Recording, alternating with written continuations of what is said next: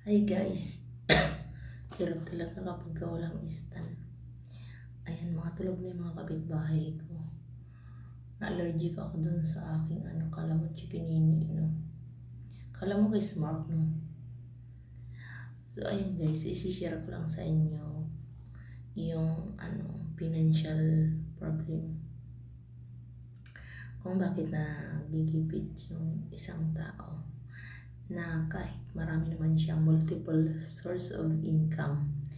Kasi doon ko na-realize guys na malaki yung kita mo, pero mas malaki yung ginagastos mo. Doon ko na-realize na hindi pala dapat ganun, dapat pala binabudget. So ito na nga guys, ang tingin kasi sa akin ng tao is mayaman ako. Di naman sakto lang, isa lang akong housekeeping. Mayroon kaming tindahan. Kumikita naman ako sa YouTube ko, pero sad to see, gipit pa din. Kasi ganito guys, hindi ako nag-budget, tapos nagbabayad ako ng bahay, tapos sa pagkain matakaw ako, mahal kasi ang bilihin eh. So yun guys, doon ko na-realize na dapat pala mas marami yung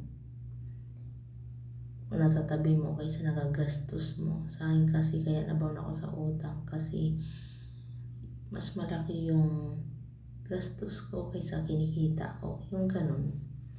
So guys, listen and learn to sa atin lahat, na katulad ko nagninegosyo. Ayan,